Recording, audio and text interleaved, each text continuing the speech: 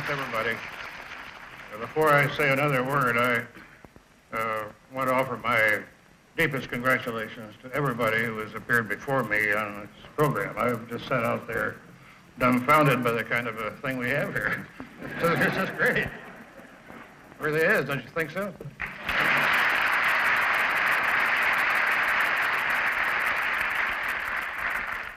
For the past 15 years, in our year-end letters, and for the past 5 years in these breakfasts, I have talked to you like a Dutch uncle.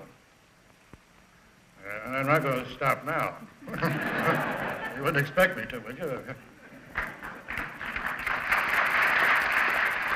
Well, in preparing these remarks, I went over all 15 of the year-end letters and distilled out of them viewpoints I regard as most significant in the growth of the agency to date and to its future. And this seemed like a good time to review them with you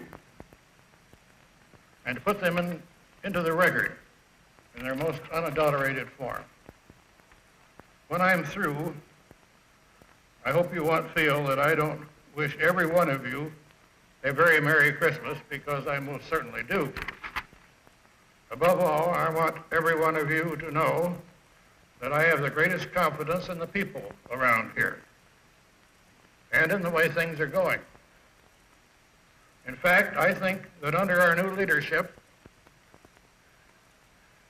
we are producing better advertising than we have in years.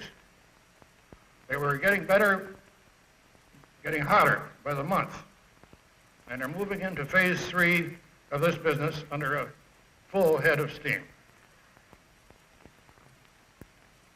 This agency means everything in the world to me,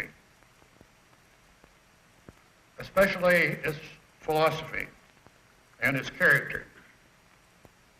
And so does its future. Not just next year and the year after that, but 10, 20, even 50 years from now, especially if my name is still connected with it. Because of this connection, I got a little wound up recently and decided that the only way I could really bring home to you the things I want to say was by saying them from the heart and under this title: When to Take My Name Off the Door. Somewhere along the line, after I am finally off the premises, you or your successors may want to take my name off the premises too.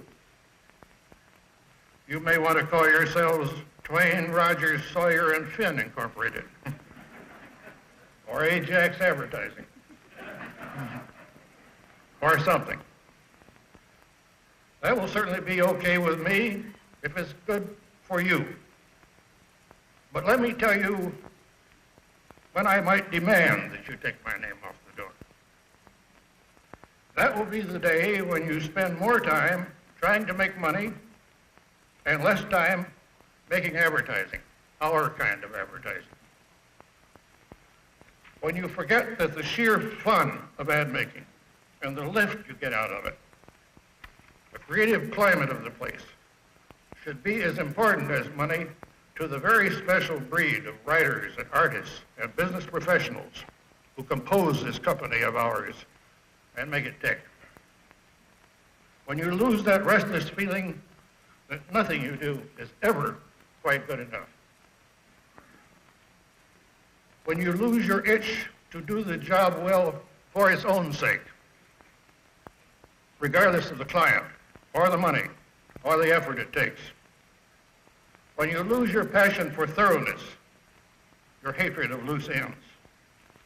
When you stop reaching for the manner, the overtone, the marriage of words and pictures that produces the fresh, the memorable, and the believable effect. When you stop rededicating yourselves every day to the idea that better advertising is what the Leo Burnett Company is all about. When you are no longer what Thoreau called a corporation with a conscience, which means to me a corporation of conscientious men and women, when you begin to compromise your integrity, which has always been the heart's blood, the very guts of this agency, when you stoop to convenient expediency and rationalize yourselves into acts of opportunism for the sake of a fast buck, when you show the slightest sign of crudeness, inappropriateness, or smart aleckness, and lose that subtle sense of the fitness of things, when your main interest becomes a matter of size, just to be big, rather than good, hard, wonderful work, when your outlook narrows down to the number of windows from 0 to 5 in the walls of your office,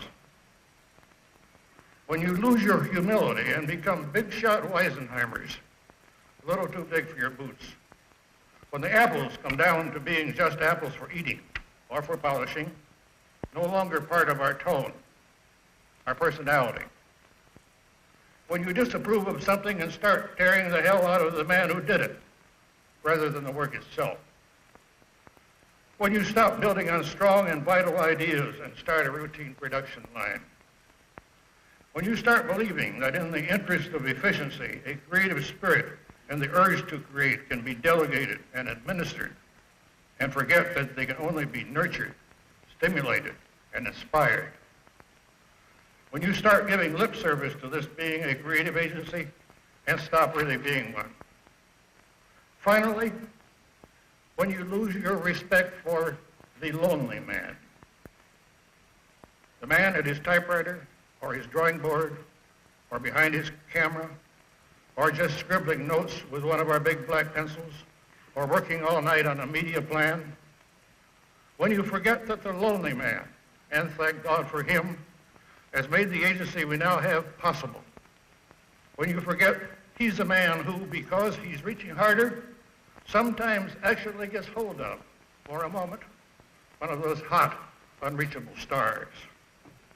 That, boys and girls, is when I shall insist you take my name off the door. And by golly, it will be taken off the door.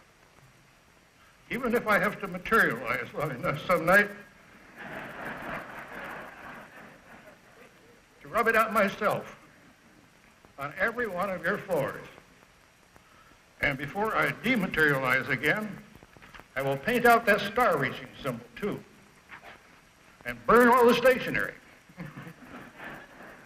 Perhaps tear up a few ads in passing, and throw every goddamn apple down the elevator shaft.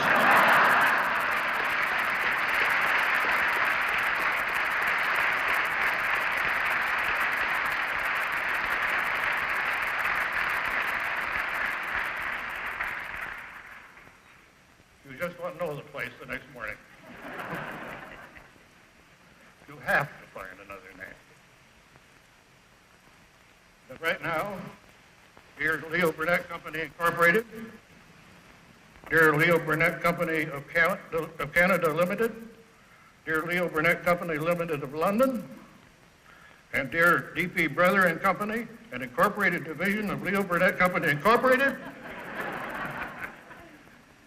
keep right on with what you were doing, but more of it, more of it. I'm very proud of you and wish you a Merry Christmas and a big New Year, personally, unincorporated, and unlimited.